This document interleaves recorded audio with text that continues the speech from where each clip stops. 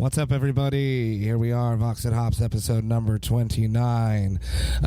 Today is just about the end of the Hell Over North America, the Blast Beat Party with Aborted and now Hideous Divinity and Cryptopsy. Last night we were in Montreal. Today we are in Rouyn-Noranda.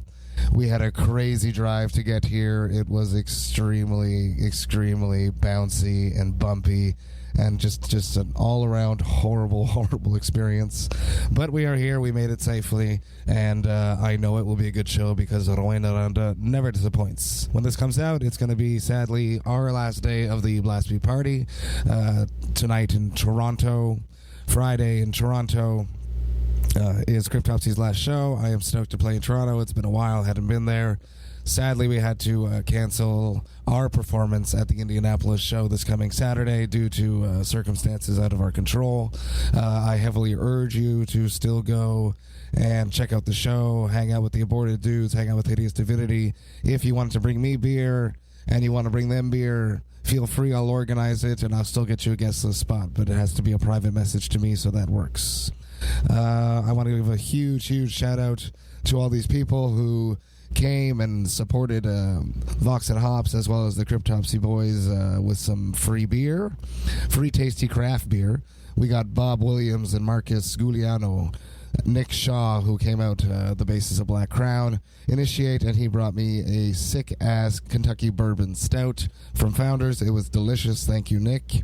My bus wife, Dante Dalton, came out in Baltimore, and even though he's not a craft beer head, he did well, and he chose some good beers for me. Huge shout out to Steve Miller. He brought out some sick-ass IPAs, almost as good as what we get up here in Montreal. Really appreciate that, Steve.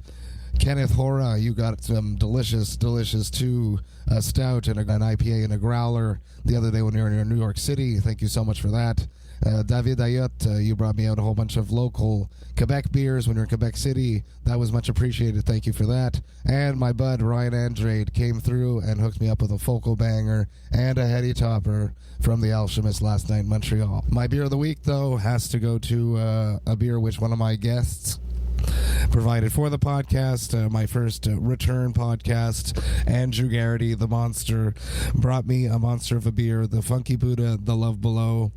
Absolutely delicious, an imperial Russian stout aged in Cabernet Sauvignon and bourbon barrels with cherries and chocolate and other natural flavors. It was just a delectable, boozy yet extremely fruity, chocolatey beer. It was a beautiful experience. Thank you for that, Gerrity, and I'm looking forward to sharing the part 2 episode of our discussion where you turn to the dark side. Today on the podcast, we have Dave Otero of Flatline Audio. He is known for recording Cephalic Carnage, Chemist, as well as he's getting ready to record Cattle Decapitation record once again. So check it all out. This is Vox&Hops, episode number 29. I warn you, what you are about to hear is very disturbing indeed. What's up, everybody? Here I am today. I'm with Dave Otero, the producer. We are in your hometown. We are in Denver, Colorado. We are. I was excited to come back to Denver because there's lots of great fucking beer. There's lots of beer, yeah. It's kind of like the mecca, the original mecca in the States anyway, for craft beer and homebrew and that whole scene, really. Yeah, we're backstage right now, so there's a band playing upstairs, so there will be some noise. But I wanted to talk to Dave. I wanted to get a good interview with him nonetheless. So tell people a little bit who you are, what you do. My name's Dave Otero. As you mentioned, I have a studio here in Denver called Flatline Audio. I record all kinds of stuff. Kind of, I guess I'm known for the metal stuff on the extreme side, Cephalic Carnage, Archspire, Cattle Decapitation. But I also do black metal and rock and kind of radio rock, kind of really anything that's like on the heavy spectrum. And I'm also a big beer fan and was like a pretty hardcore home brewer for many years and kind of have my roots in that scene as well. So that's awesome. That's so you're a craft beer enthusiast. Yeah. I'm maybe less so than I currently than I have been in the past. I kind of fallen out of the hardcore craft beer mania. as of late, but yeah, I still enjoy it. I love beer as much as I always have. Do you remember your first experience with beer? My first experience with beer would be like, having a sip out of a Dixie cup on my dad's lap when I was like 3 or something like that. It's, honestly, strangely, is one of my earliest memories. My dad actually passed away when I was really young. I was like 3 or 4. That sucks. And I only have a handful of memories, and one of them, honestly, is like sipping beer from a little tiny Dixie cup. And when literally, it was like probably barely eating solid food. But even when I was a kid, I always loved beer. It's kind of funny now because I don't really gravitate towards lagers or like traditional American lagers these days. But when I was like, there was a period when I was like 10 where I would like beg my mom to let me order like non-alcoholic beers at restaurants and stuff like that. Yeah. And she was cool about it, and I did that for a while. I've always just kind of liked that taste, I guess. Probably more so then than I do now, as far as like standard, whatever, like a non-alcoholic beer. Haven't had one probably since then. I imagine it would taste like fucking garbage. We have some good non-alcoholic craft beer coming out up in Montreal. Oh, yeah. Cool. La Boque Ale. Shout out to those guys. Yeah. Speaking of craft beer, I have been doing somewhat of a contest, a participation thing with my fans, and today Alex Ward brought me out some True Brewing beers, and this is the Cosmic Crypt. It's a Farmhouse Pale Ale. Awesome. Let's see what this sucker's got. Yeah. Cheers, Alex. Yeah, thanks, Alex. Ooh, that's nice. It's special. It's it smells nice and like a farmhouse there. Almost smells like a sour a little bit. Like that, they use a lot of their house culture, so it definitely has some sour stuff.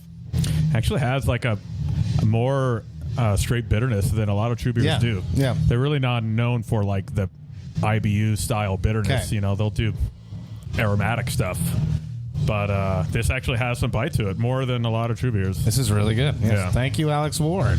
All the true beers are amazing. Do you remember your first experience with craft beer? I do, actually. And it was, let me see if I can date it. Probably would have been like very early 2000s. And a buddy of mine, his dad was from California and sent him a bomber of Arrogant Bastard. Okay. Yeah. And I had never had anything like, there weren't a lot of beers like that. Mm-hmm. And this was before you could even get that stuff in Colorado. Colorado obviously had its own craft beer, but nothing like crazy, aggressive bitterness like that. Double IPA or what? I don't know. I think they just call it a strong ale. I don't know where it's classified. And I like loved it immediately. I think I'm not particularly sensitive to bitterness. I discovered this in my really dweeby homebrewing days when I was part of a homebrewing club. We had like a tasting week or something like that, or month, and someone brought these like strips, and there's like 2 types of chemical bitterness, I guess, that are in beer and that are in food, and there's little like strips. It's like taking acid or something, really, and you put it on your tongue, and you can see which ones you're more sensitive to. Oh, that's super interesting. Yeah, and both of them just tasted like paper to me. Like I literally not like I didn't get bitterness out of all of them, and other people were like, "Oh my god," reacting. Their tongues. Yeah, they couldn't handle it. So I maybe that's why I like.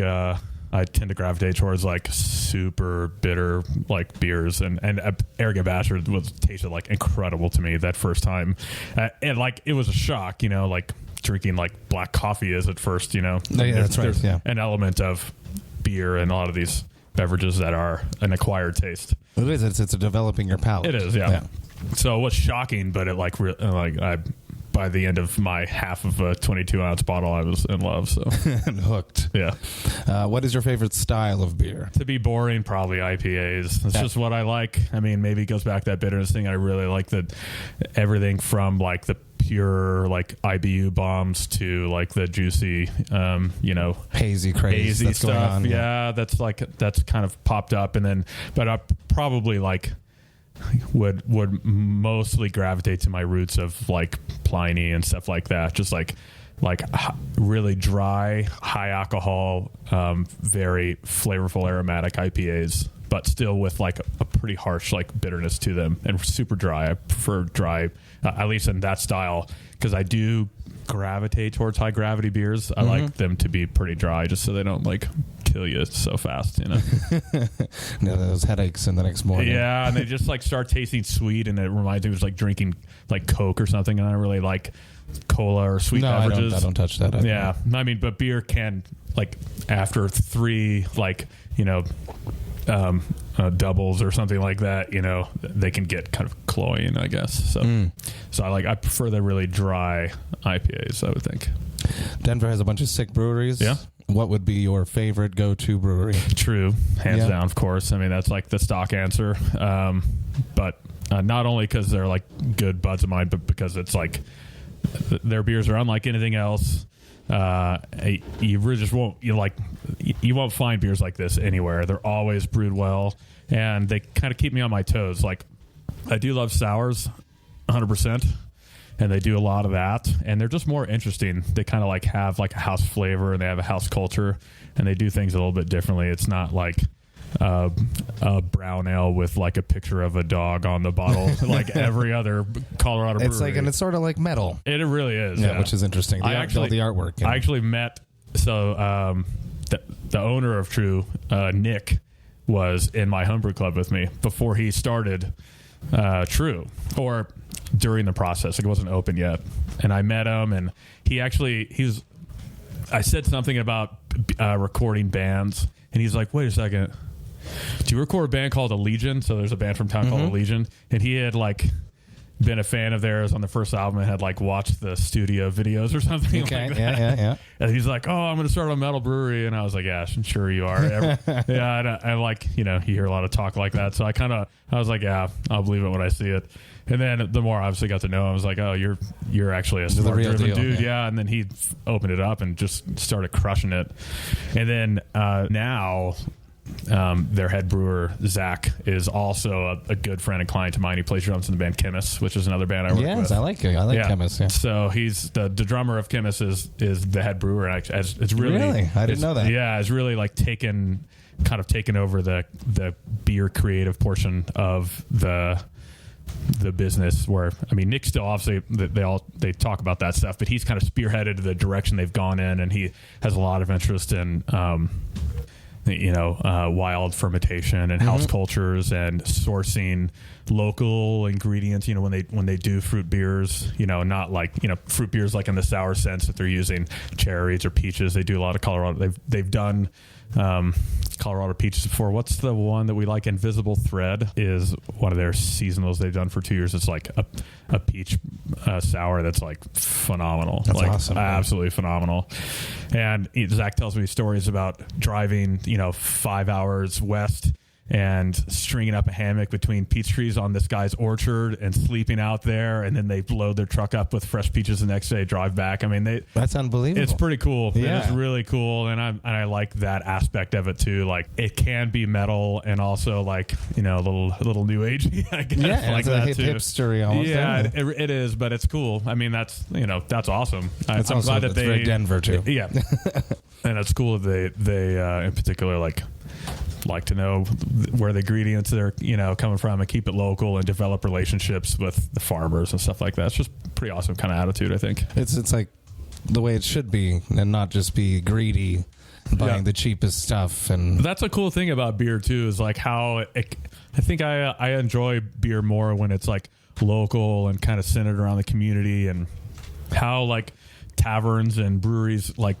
started in the day. Like, and if you go to True, that's kind of the environment. Like, they have obviously the bar and bar stools, but then the rest of the seating is like a long, I think it's called like a long table. It's like a Viking table that's like 40 feet long or something like that, with benches, and you just sit next to someone, and like it feels like an old Viking tavern. It's dark and black, and there's metal playing. It's communal. Yeah. I should have gone. No, you gotta, at some point you have to go. I will next time. It's on the top of my priority list. Yeah, that's amazing.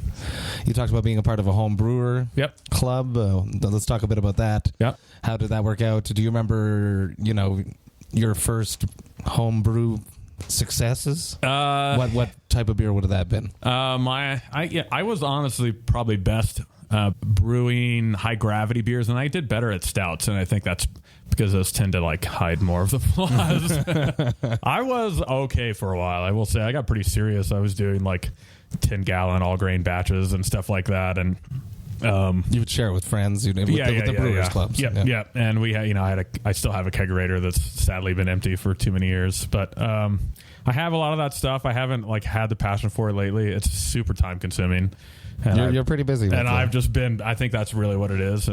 But it also, I was busy back then too, but it served as a good escape. It's just a hobby that, an all grain brew is like a 6 to 8 hour process with all the cleaning. So I sometimes finish up a session and start at like 6 p.m. and be brewing until like 2 in the morning. And then go to bed tired as fuck because it's hard. It's hard work, It's a lot of... You want your ears to be sharp the next day. You need to sleep.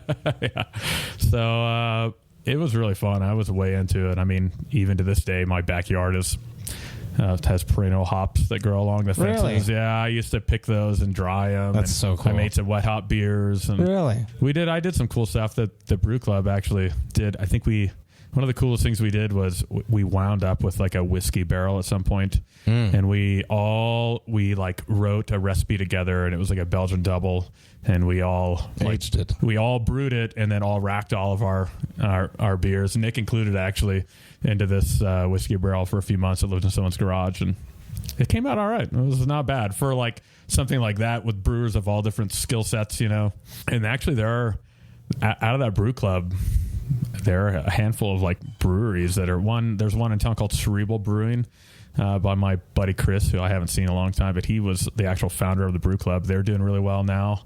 My friend Bess is the brewer at something Gnome Brewing. I haven't actually been in yet. Last time I was here, I went to 10 Barrel Brewing. 10 Barrel? Okay, yeah. Solid. It was good, and I enjoyed it. Yeah, solid. They have a really awesome sour series. Okay. They do like a cucumber sour and a raspberry sour, and sell it for pretty affordable in 4-pack cans, So that's the cool thing with the sour. It's just becoming more affordable. Grateful Gnome is Bess's brewery. That's actually pretty close to our side of town, which is cool. Let's transition to your other job. You record bands. You're a producer. Yeah. From what I've heard and seen and know, you're almost like what's that guy's name? Like the fifth Beatle, the sixth Beatle. Yeah. You become an extra band member. You're really hands-on, involved in more than just recording. You're a producer. I do. Yeah.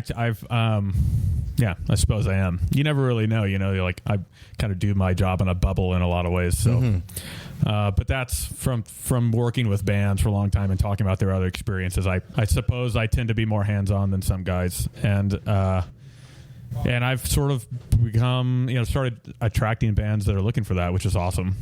Yeah, it's like an immersive. I've never had a studio experience like that. Quite like that, where it's like immersive, and you're sealed off from the rest of the world. Yeah.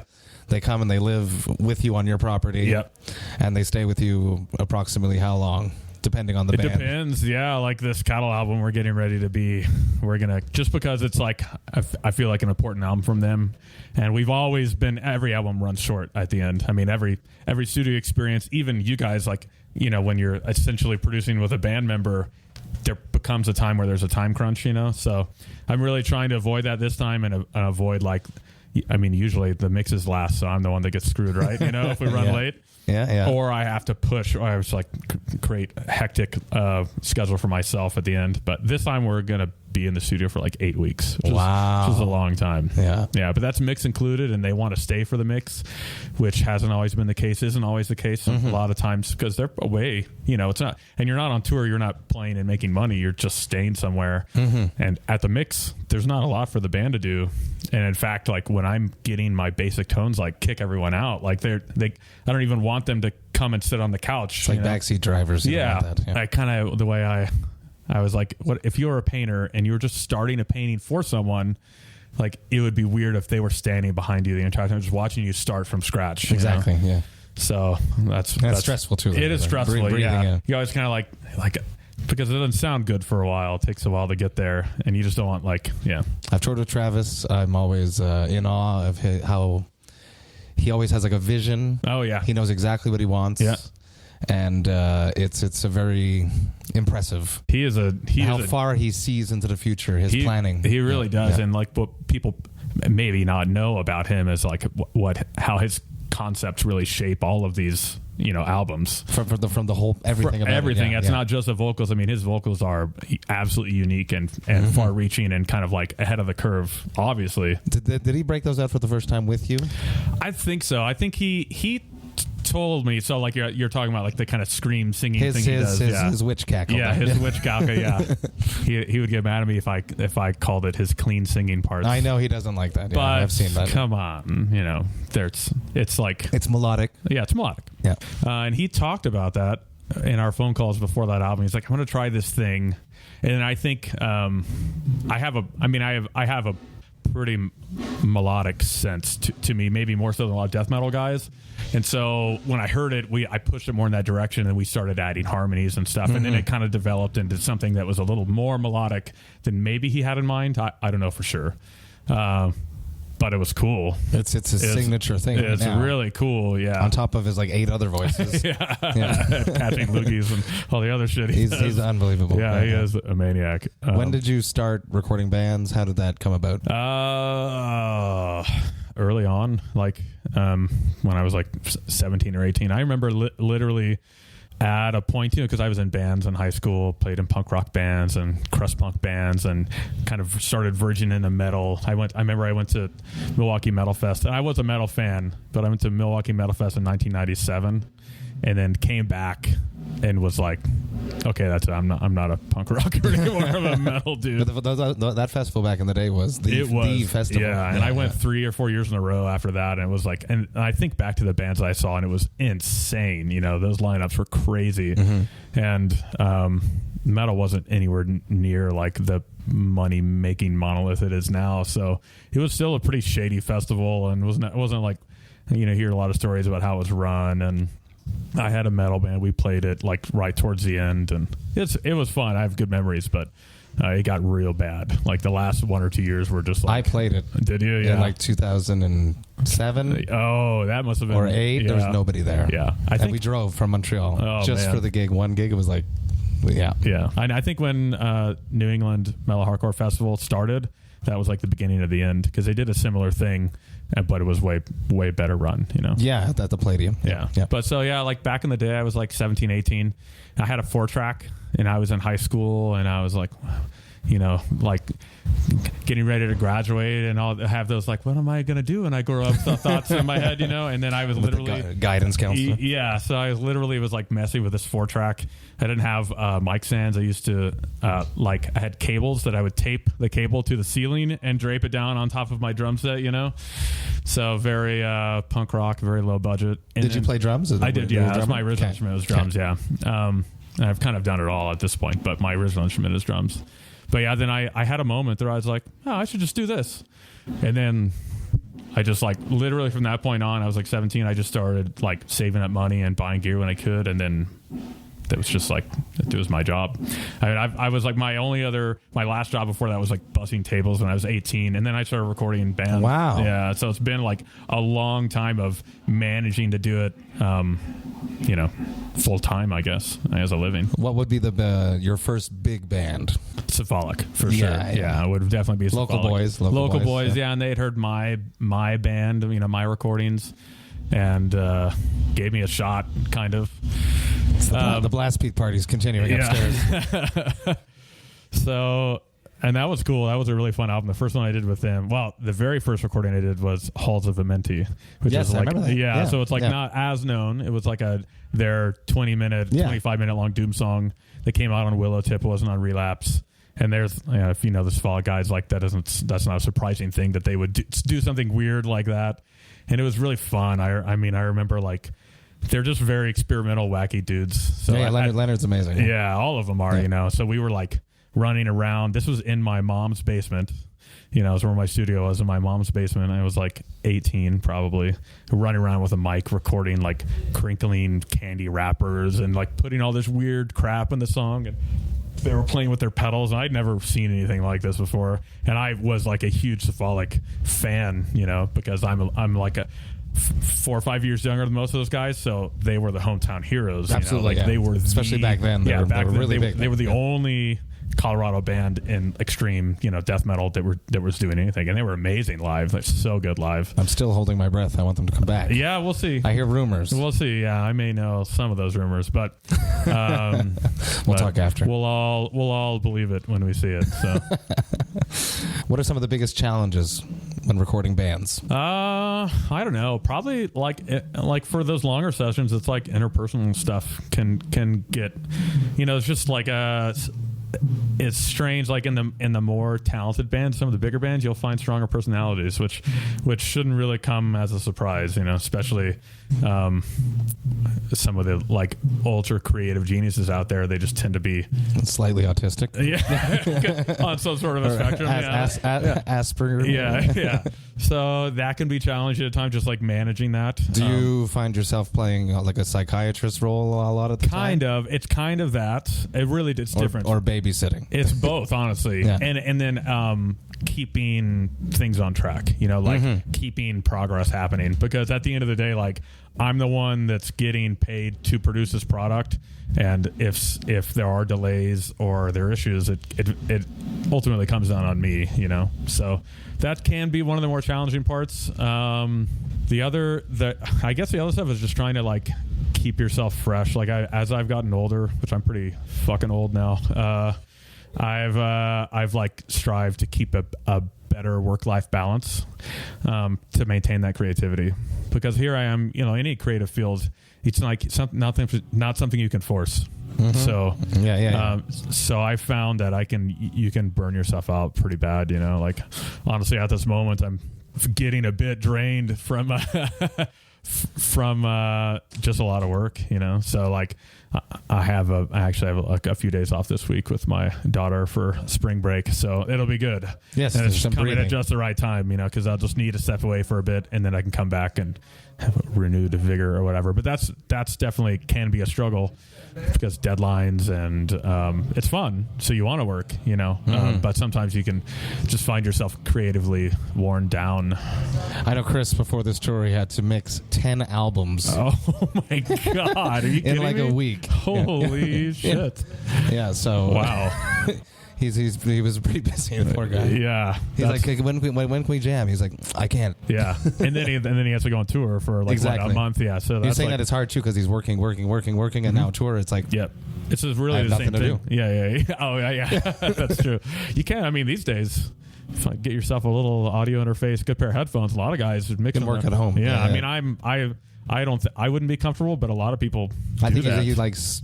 Has to be at your spot. You have your monitors and your treated control room, but he's building. You have to talk to him. He's building like a whole mixing room in his house. Yeah, hell yeah. Who was the most influential producer for you growing up? I don't know. Growing up, honestly, it would probably have to be Andy Sneap, because it was just he was just like the dude right in that heyday. Like that first Arch Enemy album he did just sounded so incredible, so super incredible, and he gets a lot of flack for.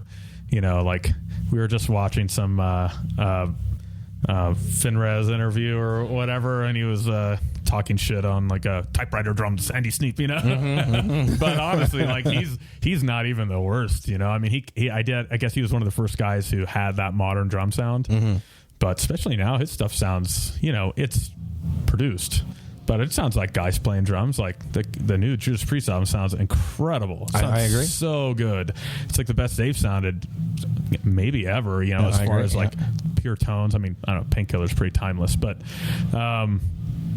so he's a badass. But currently it'd probably be Jens. Jens is one of my favorite dudes. Like really all of his productions have just the right amount of production and humanity to them, organic feel. So which is important nowadays. 100%. Yeah. And there's definitely a shift coming back. So Andy Sneap started this thing that unfortunately some other people like grabbed hold of and then just like took way too far, so there was a period of like scene core bands stuff like that where it was like just computer it was just computer. It's like these aren't even humans, and that really did fall into a lot of the tech scene too. There are albums that were just like sounded like you were just reamping your Guitar Pro songs, and it was really boring. I mean, It's boring. Yeah, all the drums sound the same. All the everything, sound, it's like, and it's really impressive for like a few minutes, and then you're just like, your brain can't even comprehend it anymore. Yeah. It doesn't sound like people, Yeah. There's no like it's still it's a human art form. It's supposed to connect with human emotions, and when you just remove all of the humanity, then what's left? It's not a lot. It's just like it's a candy. It's like a quick comic book. It's supposed to be like a representation of the show. Yeah, I mean, kind of. It's not, I don't know if I would say that, because maybe I'm like PTSD out right now, but I have, you as a producer, you have bands that don't want to do things they can't recreate live kind of stuff. Mm-hmm. And I understand that to an extent, but it is a different venue. And at a show, you have all the people around you. You probably have a few drinks. Mm-hmm. You're watching the band. There's a lot of like palatable energy, that you're seeing and are surrounding you. On an album, there's none of that. That's true. So if you only view it, you don't even have a booklet anymore. Yeah, a lot of the time you're just streaming it. Stare at a tiny thumbnail of the album cover on your Spotify. You don't even have that tactile stimulation anymore. So you shouldn't necessarily hold the recorded medium back, and try and match it to the live show, because you got to go further. You have a lot. It's harder to impress someone. It is when they're by themselves and they're, you can't control the surroundings and stuff. So I wouldn't tie it to the live show directly, but they should complement each other, I suppose. There shouldn't be any surprises either way. I guess that's a good way to put it. You shouldn't listen to an album and then go see a band live and be like, or vice versa. Or it's all backing tracks. Yeah. What is the record you're most proud of? I don't think I could pick any one of my little musical babies like that. I love them all. I love them all equally. Daddy's here. Yeah, there's no way I could pick. I mean, I have I look back fondly on that's the first Cephalic album, because it was a monumental time in my life and my career, and we did crazy things. Like, we had so much time. We had 2 months until this cattle album I'm doing. That was probably the longest I've ever spent on an album. Mm-hmm. And because I think I was 20 when I recorded that. Like, I couldn't even drink beer. They were bringing beer, and they were I could hear them I don't know, should we give Dave any? I don't know if he can handle it. Yeah. So, and it was, and I was cheap, I still lived in my mom's basement. So there was I didn't charge her much, and I was there for 2 months, and we just did some crazy stuff, and it was a good, especially early on, and honestly, even now, I learn as much from each session I do as maybe musicians do from working with me. You take a lot from that experience, and it was is a good way to break in my studio career, producing career, because they're so experimental, and rather than just being kind of a paint by numbers album, it was the farthest thing from that, and it was a good way to start, and it maybe enabled me to think outside of the box a little more, past that, Which is interesting. I wanted to ask you about this because I saw I don't know if it was Nail the Mix where you're talking about the gunshots for the Archspire. Yeah. How often is it that you do things that you're talking about crinkling paper? Where does this come from? Extra textures. I will definitely say that a lot of that is comes from the band. The gunshot idea they had pre-planned. But to actually go get a real gunshot. That was a part that I brought in. Well, because I have a couple of guns, and I'm not a crazy person with guns by any means, but the fact that I'm have some Canadians in town, and it was just kind of the funny thing to do is to take Canadians shooting, American assault rifles, America. So it was just kind of fun. I was like, well, if we have a day off, which we managed to squeeze a day off, let's go do that. And they were all about it. And then they had already talked about the gunshot sample thing, which is a bit of an homage to a Tech 9 song. Yeah, exactly. Yeah. So, and I was like, I happen to have this little portable Zoom recorder, not unlike the unit that we're recording on right now. That I just took it out and threw it on a tripod and just recorded an hour or two, and went back and found some clean hits, some shots, and it sounds cool. It does sound cool. Yeah. It caught me off guard right away. Yeah, when my first listen through of that CD, and it's and there's benefit of good old bonding moments of things like that. It gives you good story. for sure. Now it's like a YouTube video. It's like, so there's What would be some other crazy shit like that you've done? Who knows? A lot of them would be cephalic. I mean, I probably. Some of them, I don't know if I should talk about on a podcast because they involve illicit drug use. not of my own illicit drug use. I've always been a fairly clean cut fellow. But fuck it. We spent like a whole day where all those dudes just took a bunch of mushrooms and we had everything set up and mic'd, and they tried to write a song on mushrooms, which lasted like 30 minutes. And then we abandoned all the instruments, and then we were literally there till like 4 a.m, and I just had like 6 XLR cables, daisy chains, and going to all these mics. We were in this huge warehouse that they used to rent, full of just random stuff, and we were just like going around just like creating weird sounds. We had like sheet metals of like aluminum, like sheet panels of aluminum. We were getting like weird sounds, and they had like a little like it wasn't like a rollerblade hockey setup, but it, like was that without the rollerblade? I know they love street hockey. Yeah, so we were like playing. We were like smacking things with hockey pucks and recording it, and a lot of that weird shit ended up on the album. Really? Yeah, there was a lot of experimentation on that first album. They were kind of at that time known for bass drops. So we spent a long time dialing in like the most perfect bass drops. But then there's a part on that album where we're like, well, let's not do a bass drop. Let's just we created, I think, like a 32 hertz sine wave, which for those of you who don't know is extremely low. It's like really not even audible. Like human hearing, like technically it sends down to 20 hertz, but that's like 20 vibrations per second. So we're just above that at 32, and it's like most speakers can't even reproduce that. Wow. And if they can, you just feel it. So instead of a bass drop, I just made a 32 hertz sine wave, and we put it underneath a whole section. So it's like 20 seconds of it's just like nauseating. Yeah. And they told me a year or two later that one of the guys in 3 Inches of Blood, I think, had come through town and was mad at them because they blew up his subs in his car. 3 Inches of Blood, Canadian boys. Yeah, so that's a good story. So like really like tons of cephalic. Some like the Arts Bar thing was a cool thing. Cattle albums, we've done some cool stuff too, as far as like recording like for Monolith. I forget the name of the song, but it's like near the end of the album, and it's not really a metal song, it's more of an interlude. They typically have like an interlude. Yes. We recorded this like hand drum that Travis brought, and did a bunch of like weird kind of sound design stuff like that, did some keyboards, and like fucked them up a little bit, so it's pretty fun. It's definitely like it's a luxury to get to that point where you can spend time on that stuff, because the way the music industry is and budgets and things like that, it's like it can get a little bit of that just like run and gun attitude, like next thing, no thinking, no time for like experimentation. Next thing. But yeah, like Cattle's a band that kind of like insists on that, and we have to plan for it, and hence the two months coming up. Yeah, exactly. So if people are familiar with the band Cobalt, cool, kind of like I don't know what I guess it's black metal, but it's also like if Tool were a black metal band, I think. Okay. A pretty legendary band in their own little circle.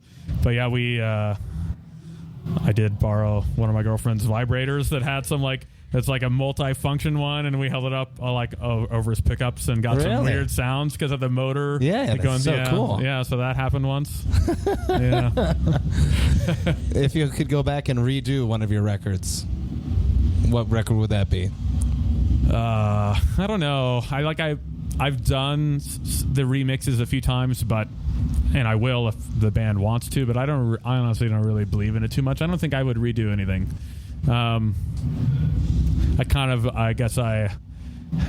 Unless there are extenuating circumstances, like someone got hurt, or there was like a personal issue that really affected the recording. If it's more of like, well, hey, I wasn't as good at doing this back then, it's like, well, yeah, but that record should just serve as a snapshot in time for everyone involved. Yeah. So. Remastering things is fine. Like I'm okay with doing that. If it was never released on vinyl, or there's going to be a special edition or something like that, touch it up a little bit. Like, but broad strokes, I'm not too much of a fan of like digging all that back up. I mean, if you if you want to re-record some songs, that's fine. But if you're to the point where that's even a possibility, then there are people who love those albums and those recordings, and don't do that to them. Don't, like let them, like they're doing fine on their own, That's a good answer. What is a band that you haven't worked with that you would love to work with? Cryptopsy. I'm just kidding. I wish. Yeah, I'm down. Yeah. Sorry, Chris. I'm sure Chris would like to sit beside you. Oh, man. He'd probably love to take some time off, you know, and just like kick back. And to actually, I don't think he's ever had the luxury to ever do that. Yeah, it's hard to do. And he's experienced enough that I'm sure he can do it great. But he would probably also be the first to tell you that it's not easy to essentially sit on both sides of the desk. Yeah. I think not that I'm a capable musician to be worthy of that, but I think I could probably do it at this point because I just have so much experience in the producing role. But most of the times when bands, I know I'm kind of getting sidetracked here, but now most of the time when bands self-produce, they have way more experience as a musician, and it's very difficult for them to play both sides. I think so too for him. Yeah, I'm sure he's got it down at this point. He was very happy to go and see how Jason would mix our project. Jason Sukoff. Yep. Tome 1. Yep. So he really enjoyed that. So I'm sure that he would enjoy picking your brain on certain things. So maybe that'll happen. I'm sure it's going to happen later tonight. I'm surprised it didn't start right away. Cool. Lassie Lambert came out. Oh, cool! Yeah, when we were in Europe, and we just all go to bed, and they just go at it because we don't understand what they're talking about. Yeah, we can get a little nerdy. But we don't the studio guys don't get a lot of opportunity to chat about that stuff. Out. Yeah, so it kind of like it can be shocking to those around. So if you do have a real band, I don't know. I mean, I just go to my favorite bands, which if I could transport myself back to the mid '90s and record Emperor or Judas Priest at any point in their career. Enslaved is another personal favorite, but that the catch-22 here is I love all of the albums that these bands put out with the producers they go to. So part of me doesn't want to ruin that either. And then you won't have the experience of just enjoying the album. Enjoying it, yeah. And then holy shit, would the pressure be mounting? With a band that I was just like in love with like that. So that's hard. Gorguts. Yeah, I'm a huge fan. Gorguts. Yeah, that would be one. So, do you have anything you want to add? I got to go get ready for a show tonight. You got Cattle coming up? I do have Cattle coming up. Who else did you have coming up after that? I know. I'm not sure what's on the. I feel like Cattle's booked in my studio for the next 3 years, so I can't think past that too much. But I'll give some shout outs to stuff that I've done recently, like Legion Records coming out really soon. Those guys are awesome. Archbar's been out for a while. We may be very casually discussing another album with those guys, so that's a possibility, although just don't hold me to that. Nothing's locked in. Chemist album, I'm always working with those guys. Really good friends of mine. We discussed them earlier because of the True Thing. Really rad stuff and very different. I like that band a lot because it's so different from a lot of the stuff that fantastic vocals. And from what I'm known for, it's good. It's good. Even though I work on all kinds of stuff, like everyone thinks of me as like the Cattle guy and the Archspire guy. So it's cool to do something that's like on the opposite side of the spectrum. Absolutely. That I really enjoy, because I love classic heavy metal, and that's really what they sound like to me. It's a modern take on classic heavy metal. So yeah, that's it. I had pleasure. Thanks for inviting me. It was really fun. Super. Yeah, as soon as I saw you were coming, I was like, yes, I'm going to ask him, man. Hell yeah. Cheers. Thank you so much, Dave. Cheers, man.